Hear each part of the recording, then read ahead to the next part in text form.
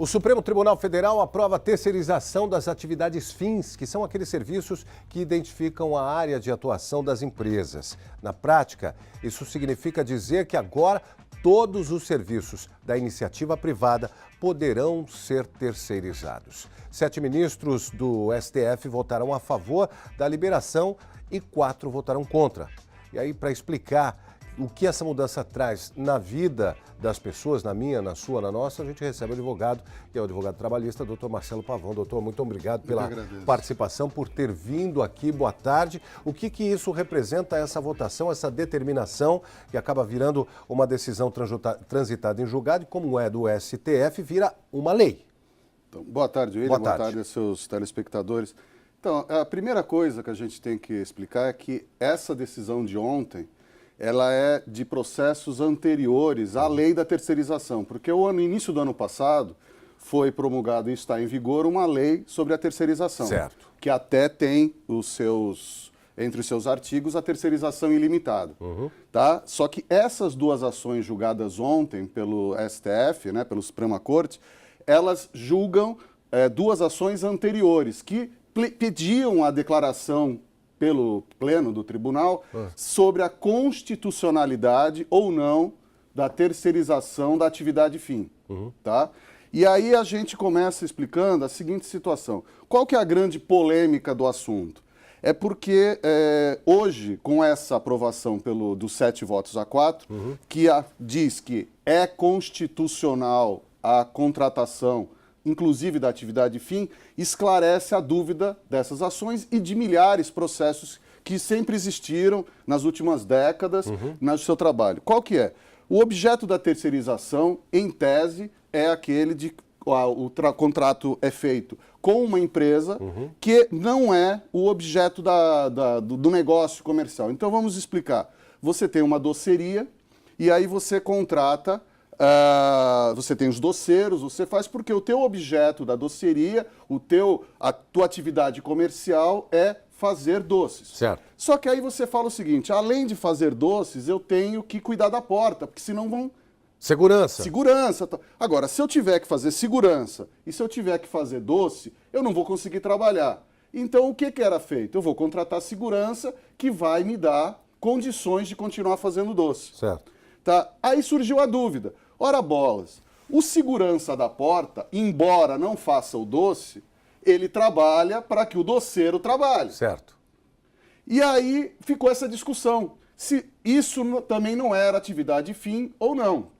Então ficou essa discussão se todo mundo que trabalhava na doceria poderia ser terceirizado ou não.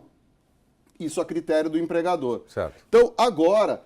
todas as funções podem ser terceirizadas. Inclusive a do doceiro. Inclusive a do próprio doceiro. Hoje, com essa aprovação pelo Supremo, as empresas poderão contratar, uma escola poderá terceirizar o professor.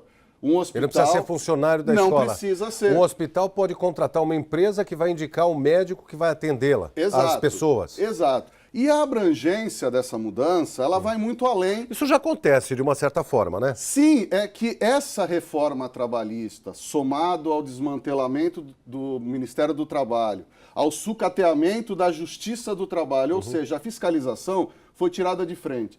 O último tijolinho era acabar com os sindicatos. Então, com essa terceirização, o que vai acontecer? Piso salarial, acabou. Ou seja, a discussão é entre patrão e funcionário da empresa terceirizada, nem mais com a empresa que se presta serviço. Exato. E a legislação foi fazendo barreiras que, por exemplo, hoje já existem diversos serviços públicos que são terceirizados. Então, se a gente for andar 2 casas no jogo, nós vamos chegar à conclusão que concursos públicos deixarão de ser feitos.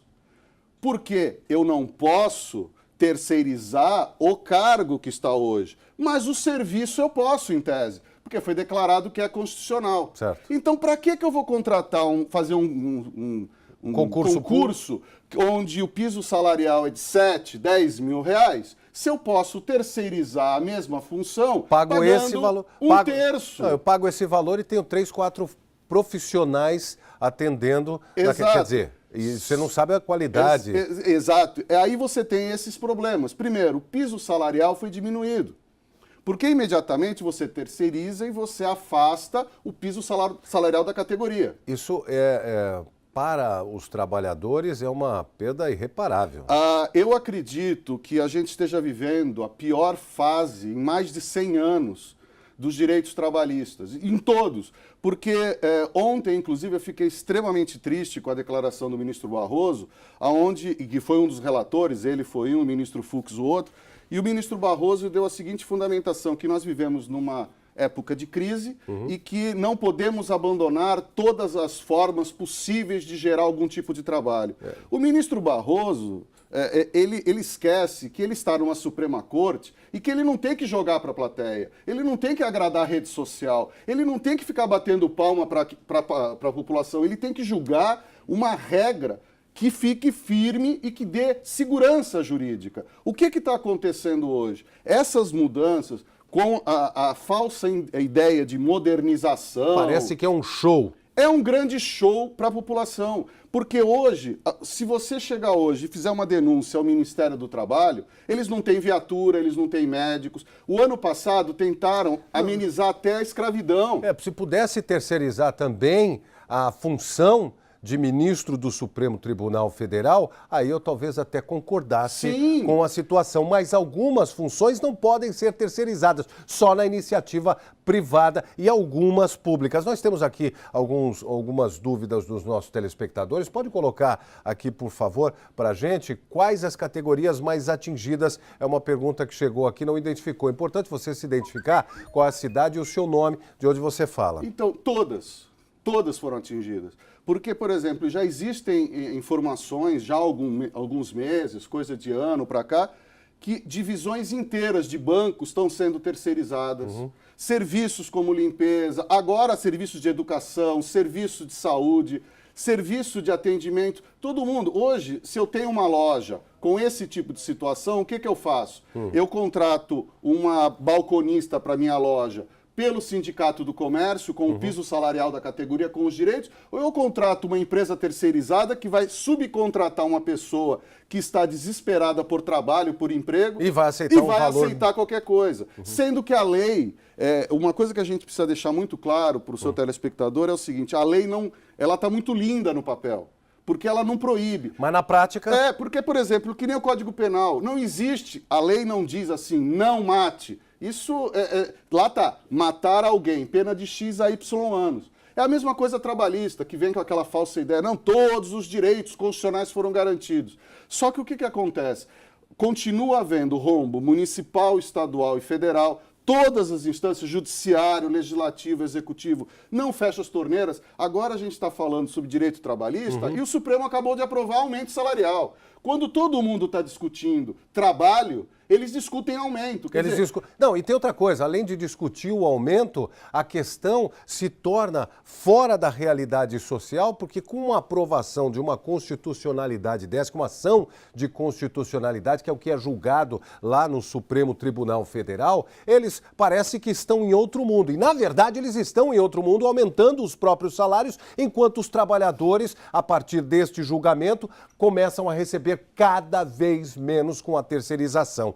André de Cubatão diz assim, como ficam os sindicatos com essa mudança? Totalmente desprotegidos, é a mesma coisa, os sindicatos vão lutar contra isso tudo com estilingue e sendo bombardeados com mísseis. É esse que ficou. Sabe o que parece? Que não há um exemplo meu e o trabalho não é feito para a população. Somos nós e eles. É assim que eu vejo o Supremo Tribunal Federal. Nós, o Supremo Tribunal Federal, e eles, a população, ou seja, todo o resto, né? O restante da população, o resto no sentido figurado, não pejorativo. Por favor, coloca aqui mensagens que chegam também através do nosso WhatsApp, que é um número que você já conhece, 99720-6222. A Carla de Cubatão. O STF aumenta em 40% o salário do juiz, depois rasga a Constituição, tirando nossos direitos. Isso é Brasil. Exato. Acho que é uma vergonha, eu acho que é uma vergonha. É uma vergonha, porque a população precisa começar a entender que essas mudanças atingem a todos. E não é só uma questão de salário de direito, porque muita gente está em casa, mas tem esses direitos. A questão é que a roda está parando.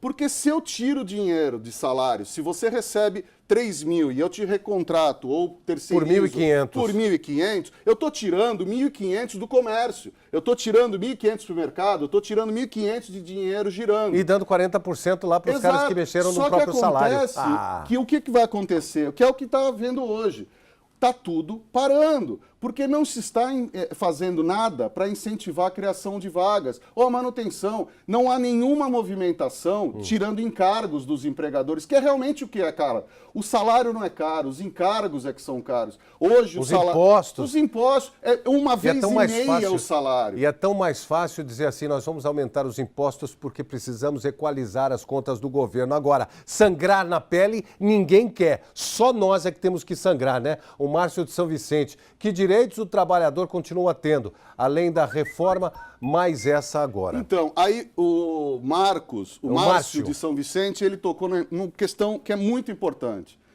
Se a gente for pegar na lei, nenhum direito foi tirado. Todos os direitos continuam sendo devidos. Por isso que eles batem na Mas regra. aí tem a pegadinha, William. Qual que é a pegadinha? Com essa terceirização e mudando a lei, o tomador de serviço deixa de ter responsabilidade, porque ele faz lá uma fiscalização requenguela e aí ele diz, está tudo certo, chega na justiça, eu fiz Pois não. Aí ele vem e fala assim, não, eu não tenho culpa. E essa empresa terceirizada, normalmente, existem exceções, óbvio, não vamos falar que 100%, mas a imensa maioria das empresas terceirizadas, dos serviços, elas são empresas que elas são montadas para uma determinada licitação, para um determinado contrato, elas trabalham esse contrato, fazem barbaridades com o trabalhador, vão embora com o dinheiro sem recolher direitos, e aí os processos ficam na justiça muitos e muitos anos sem nada, porque são empresas fantasmas. Eu ainda faço aqui mais uma...